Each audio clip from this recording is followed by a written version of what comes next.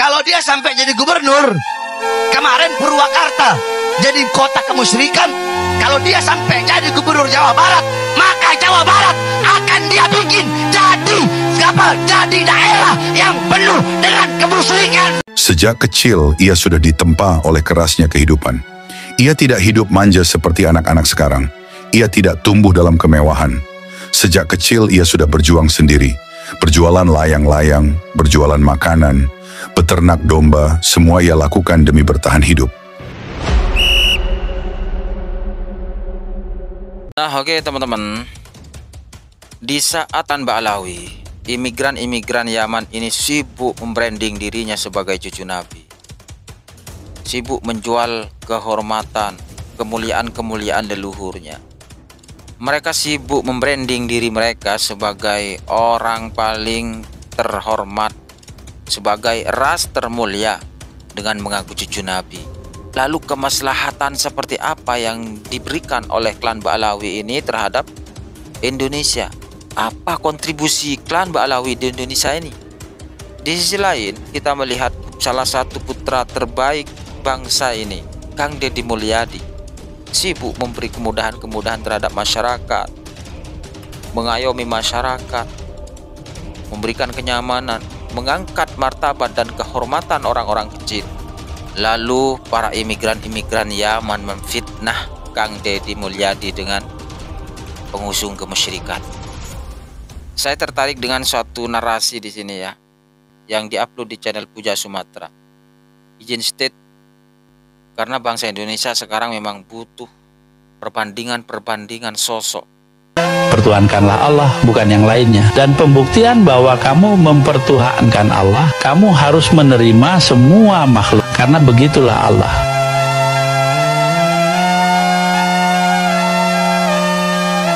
Ketika adab lebih tinggi dari ilmu, itulah rangkaian kata yang dapat admin sampaikan untuk menggambarkan sosok seorang Deddy Mulyadi.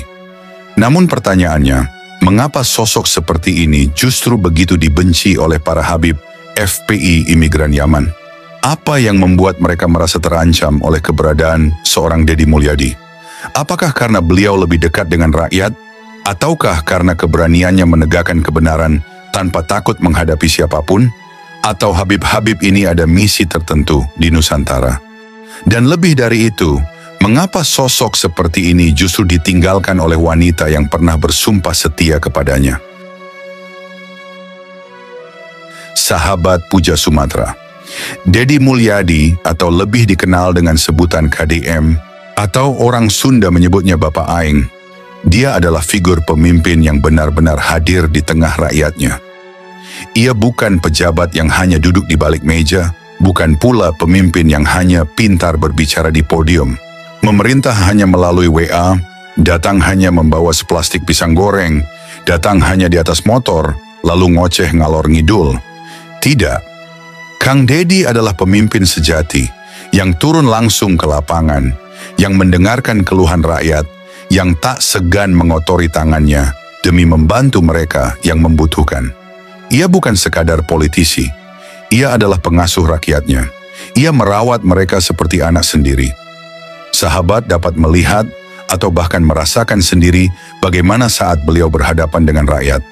Ya, beliau sangat kasar, tapi lihatlah, ketegasannya bukan sesuatu yang menakutkan, melainkan justru sesuatu yang dirindukan rakyat.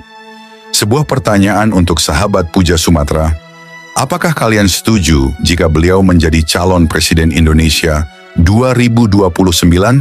Tulis ya atau tidak di kolom komentar. Sahabat Puja Sumatera, Kang Deddy Mulyadi memang bagaikan magnet bagi rakyat.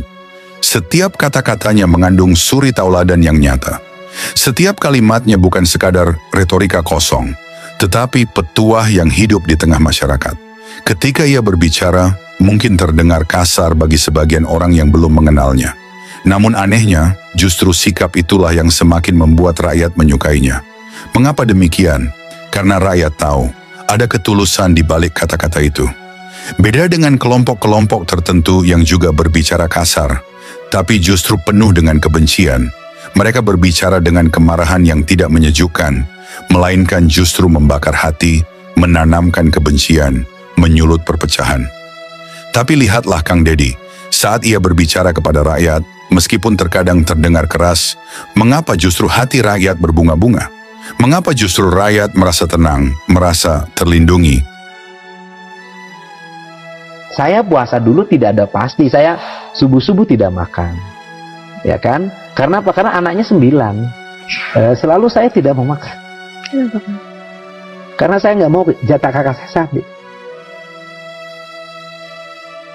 Jadi saya selalu punya alasan ketika Ded makan sahur, saya nggak alasan. Nggak masih tidur ngantuk. Sesungguhnya apa? Saya ngehanggerin kakak-kakak saya yang 9, yang 8. Akhirnya apa? Karena ibu saya sayang banget sama saya. Pasti saya diutamakan.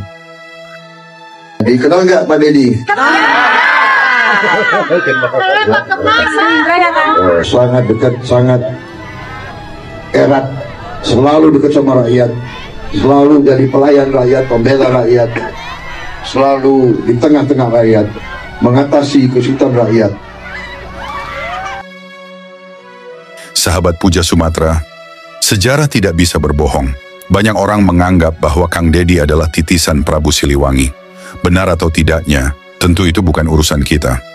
Namun yang jelas sebutan itu adalah bentuk cinta dan penghormatan rakyat kepadanya. Ternyata jika kita melihat perjalanan hidupnya, Kang Deddy bukanlah seseorang yang lahir dari keluarga kaya raya. Tidak ada emas, tidak ada warisan berlimpah. Perjuangan hidupnya tidaklah manis. Sejak kecil ia sudah ditempa oleh kerasnya kehidupan. Ia tidak hidup manja seperti anak-anak sekarang. Ia tidak tumbuh dalam kemewahan. Sejak kecil ia sudah berjuang sendiri. Berjualan layang-layang, berjualan makanan, beternak domba, semua ia lakukan demi bertahan hidup. Ia tahu betul bagaimana rasanya berjuang dari nol. Maka ketika ia akhirnya menjadi pejabat, ia tidak lupa daratan. Ia tahu bagaimana penderitaan rakyat karena ia pernah ada di posisi itu. Maka ia tidak menggunakan jabatannya untuk menindas rakyat, bukan untuk memeras rakyat, bukan untuk memperkaya diri sendiri. Tidak, ia menggunakan jabatannya untuk menolong rakyat. Ia membuktikan bahwa seorang pemimpin sejati adalah mereka yang hadir di tengah rakyat, bukan hanya duduk di kursi kekuasaan. Dari pajak kendaraan bermotor. Dari pajak kendaraan 5 triliun, dari balik nama kendaraan 3 triliun. Berarti kita 8 triliun. Ya. Anggaran jalannya? Anggaran jalannya nggak nyampe 1 triliun. 900. Harus konsisten. 100% harus balik. Silakan mikir. Nggak bisa. Kan harus konsisten antara diucapkan yang dilaksanakan. Siap. Sekarang pajak jadi Provinsi Jawa Barat itu kalau masih ada jalan yang jelek, nggak logis. Karena pendapatan kendaraannya saja 8 triliun. Kalau pendapatannya dibalikin ke jalan, Pak nggak usah 5 tahun Pak, setahun jalan provinsi selesai Pak. Sahabat Puja Sumatera, sikap seperti ini, pemimpin seperti ini sekarang sangatlah langka. Kang Deddy adalah contoh nyata bahwa kepemimpinan sejati bukan tentang kekuasaan, melainkan tentang pengabdian. Sikap yang ditunjukkan Kang Deddy adalah sikap asli orang Nusantara, bukan sikap penjajah. Tapi lihatlah para pejabat korup saat ini, mereka mewarisi sikap siapa? Mereka bukan mewarisi jiwa leluhur bangsa ini. Mereka bukan mewarisi semangat para pejuang, mereka justru mewarisi watak penjajah Belanda. Menindas rakyat sendiri, memeras rakyat sendiri, mengkhianati bangsa sendiri, membuat kebijakan yang menyengsarakan rakyat. Sementara Kang Deddy, ia adalah pengecualian. Dan lihatlah para Habib-Habib di Nusantara, mereka sok paling Indonesia, padahal mereka bukan dari bagian dari Indonesia. Mereka hanya menunjukkan kemewahan hidup di media sosial, ndawir di podium cuman memamerkan kesaktian leluhur fiktif di Yaman. Berbeda dengan Kang Deddy, dia menunjukkan kepada rakyat adanya kekayaan budaya dan tradisi Nusantara yang penuh filosofi. Meskipun dianggap syirik oleh para imigran ini. Sebagai orang Sunda ya, yang orang Jawa juga sama, yang ngerti ajaran leluhur dia akan nangis. Karena bagi orang Sunda dan orang Jawa, gunung itu sesuatu yang sakral.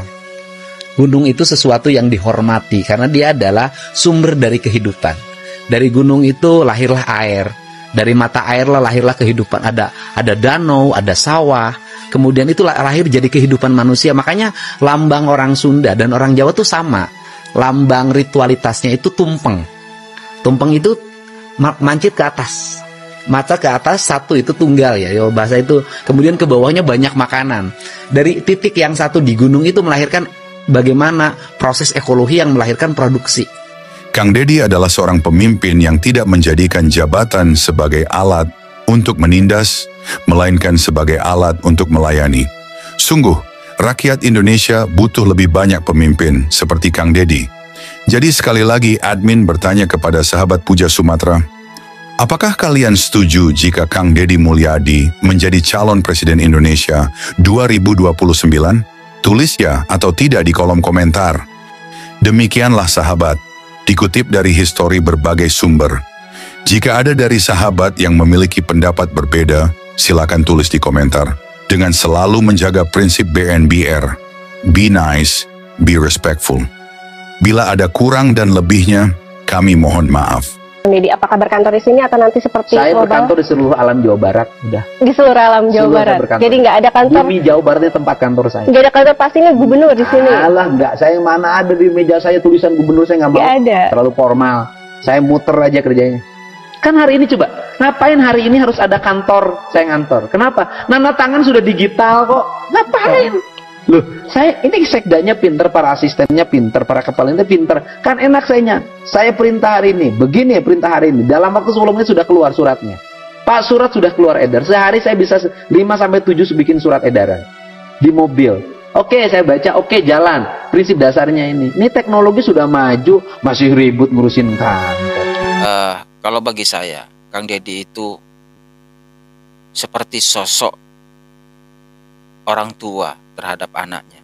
Bahwa kedekatan Kang Deddy Mulyadi ini tidak selayaknya kedekatan seorang pemimpin terhadap bawahan.